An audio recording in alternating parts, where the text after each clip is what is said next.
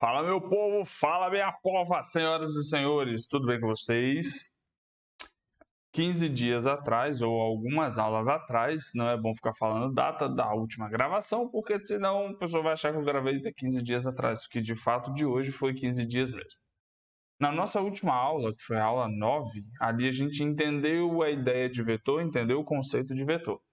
Hoje a gente vai aprender como criar os vetores na prática, tá? Vamos criar vetores bem simples, vamos criar vetores bem tranquilos, tá? Nada de muito difícil, nada de muito complexo. E a gente vai estar criando na aula de hoje. Vou começar de um vetor simples de char até um vetor que a gente vai precisar usar um comando de repetição e também um vetor de soma, tá? E aí a gente encerra por aqui. Então vamos começar de boa, sem perder muito tempo, criando um vetor para nome. A gente lembra que nome é char. Então a gente vai dar um nome bem sugestivo. O que eu fiz aqui? Aqui eu fiz o seguinte, eu declarei um vetor nome do tipo char que recebe até 10 caracteres, tá? Então o que acontece? A gente viu na aula passada que 10 caracteres significa que eu posso inserir 9 itens e o último item que fica aqui, ele é um espaço em branco produzido naturalmente. Então, o que a gente precisa fazer? A gente pode inserir qualquer coisa aqui que tenha até 9 caracteres. Por exemplo, vou pedir ao usuário insira um nome. Pedir o cara para inserir um nome qualquer. Vamos armazenar isso na variável nome, lembrando %s, porque a gente quer uma cadeia de caracteres, e comercial, e a gente quer armazenar nome, beleza? Vou botar um pula-linhas aqui, para a gente enxergar de boa como é que vai funcionar, e aqui eu vou imprimir o valor que a pessoa inseriu. Olá, %s, seja bem-vindo. Vou botar um /n de leve, nome. Esse tipo de vetor aqui, ou vetor de string, é o vetor mais simples que a gente tem hoje, tá? Então, o que eu criei? Criei na linha 8 um vetor do tipo char chamado nome, que recebe até 10 caracteres, mas a gente entende que dos 10 caracteres, 9 podem ser inseridos e esse 1 é um espaço em branco que fica armazenado.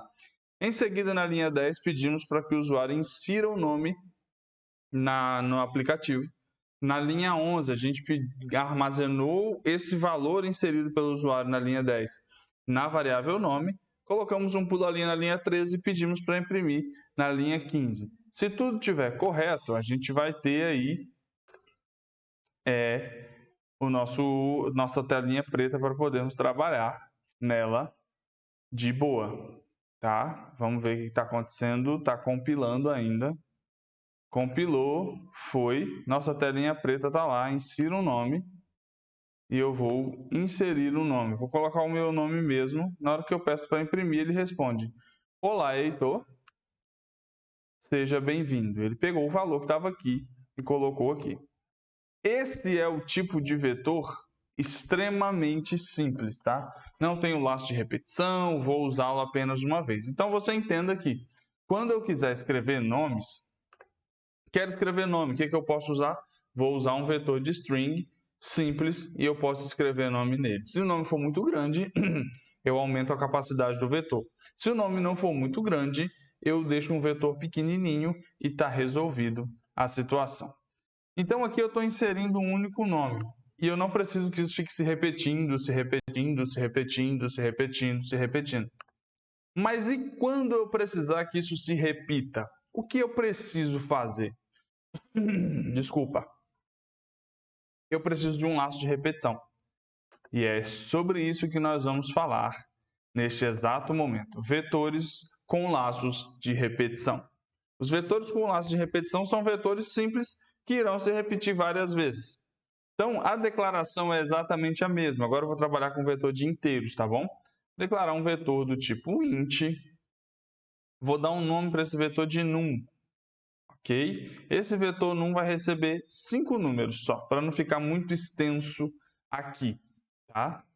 Na primeira vez, Então, criei aqui um vetor do tipo num, ou melhor, um vetor de inteiros do tipo num, um vetor de inteiros chamado num, que tem 5 posições. Lembrando que a primeira posição é a posição 0, a segunda posição é 1, terceira 2, a quarta 3, a quinta 4. Tem sempre isso, né? A gente sempre conta do começo, da primeira posição como sendo 0. Vou criar uma variável qualquer para percorrer esse vetor. Essa variável vai percorrer o vetor e é ela que vai nos dar o resultado e etc e tal. Então eu posso fazer o seguinte, crio um laço de repetição aqui, for, falo o seguinte, for i vai começar em 0, i vai ser menor ou igual a 4, lembra? 0, 1, 2, 3, 4.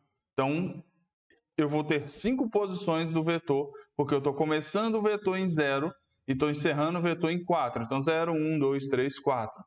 E, por fim, eu quero que esse vetor cresça de 1 em 1 apenas. O que eu vou fazer aqui? Printf, insira o número da posição %d. Boto um pular-linhas, eu vou colocar aqui o i. O que eu fiz aqui? Eu estou pedindo para pegar a posição i do vetor e inserir um número nessa posição i. Vou armazenar esses números lá no vetor num. Essa é a nossa missão. Convidamos o usuário para inserir um número na posição %d, ou seja, posição 0, posição 1, posição 2, posição 3, posição 4. E agora a gente precisa imprimir esse vetor. Vou criar mais um laço de repetição for e vou imprimir esse vetor. Do mesmo jeito, i recebe 0, i menor ou igual a 4, i mais. Vamos imprimir esse vetor. Printf. O valor da posição %d é 2 pontos, %d. Pular uma linha e agora eu vou imprimir. Deixa eu ver se você consegue ver de boa aí, senão eu vou dar um monte de enter aqui, para que fique visível o código. O que eu quero aqui? O primeiro %d me indica a posição. A posição eu sei que é dada por i, tá? E agora eu quero imprimir o valor que está na posição i. Então, o que eu tenho aqui? O primeiro %d me dá a posição do número no vetor. O segundo %d me dá o valor daquele negócio na posição i. Então, pensa o seguinte. Deixa eu fazer um exemplo aqui rapidão. Posição 0. Posição 1.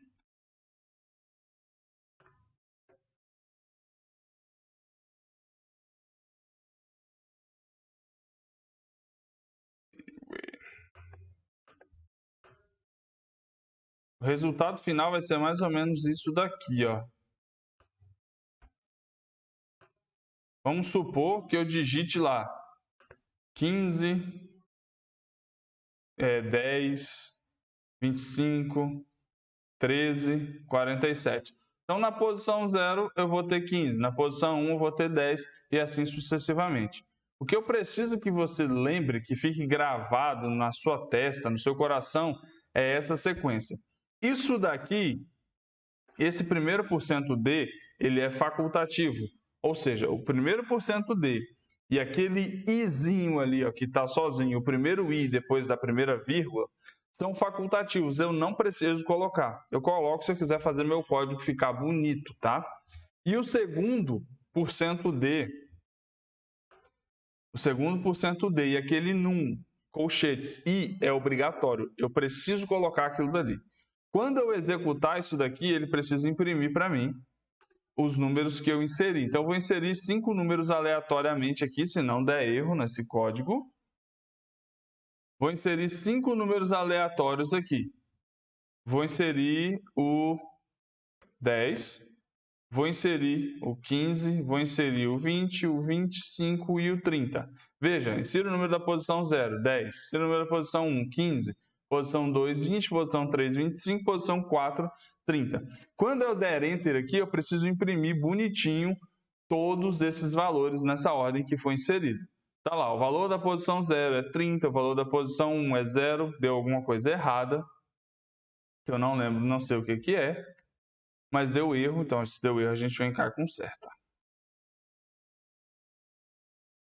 Vou retirar isso daqui para ver de qual é, para ver se vai parar com os erros. Insira um número. Vou ver se vai melhorar agora. Não, vai dar erro. De novo.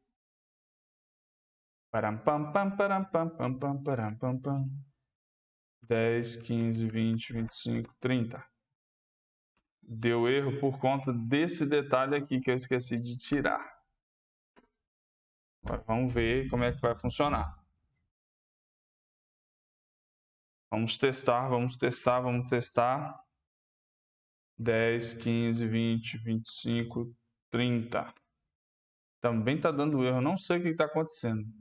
Por que está dando erro? Não deveria ter dado erro. Quando dá erro, a gente recorre para a nossa colinha. Tá? Tô dando uma olhada na cola aqui. Espera aí.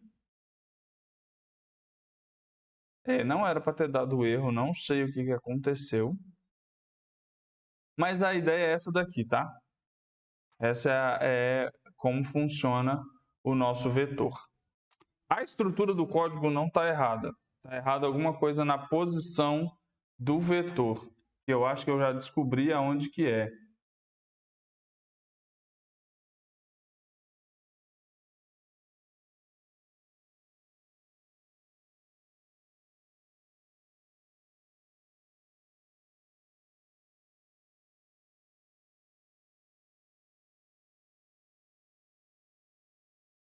Última tentativa para corrigir o erro. Aí, agora deu certo. É porque eu não estava especificando em que posição eu ia armazenar os valores. Tá? Então, o que está acontecendo aqui? Na linha 8, temos um vetor de inteiros de 5 posições. Na linha 9, temos um vetor de inteiro, uma variável para percorrer o vetor e percorrer o laço de repetição. Na linha 11, criamos um laço de repetição para receber os números desse vetor. Na linha 13, pedimos para inserir um número. Na linha 14, inserimos valores dentro do vetor. Tá? Você vê que o e-comercial num é seguido de colchetes e i. Se eu não colocar isso, ele não vai me dar as posições corretas dos valores. Ao final, eu criei mais um vetor para poder imprimir na tela esses valores. Essa é a estrutura básica que você vai construir no vetor. Eu preciso ainda te passar mais uma estrutura de vetor e agora eu vou te passar uma nova estrutura e somar esses valores de um vetor no outro, tá? Vou criar dois vetores e vou somar o resultado deles num terceiro vetor. Aí eu vou criar um vetor também do tipo inteiro, chamado A, que recebe 5 números. Vou chamar um vetor B, que também recebe 5 números. Vou chamar um vetor C, que recebe também 5 números, e vou criar uma variável para percorrer o vetor. Até aqui, tranquilo, eu espero. Printf. Só que antes do printf, antes do for, vamos inserir valores aqui, tá? Uma outra forma de inserir valores é quando eu, programador, insiro os valores.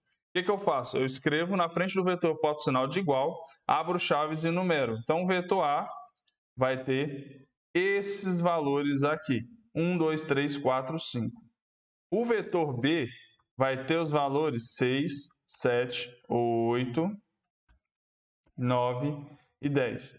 O vetor C vai ser a soma do vetor A mais a soma do vetor B, e o vetor I vai só percorrer esse vetor. Então, criamos um laço de repetição, I começa em 0, I vai ser menor ou igual a 4, I cresce de 2, de 1 em 1.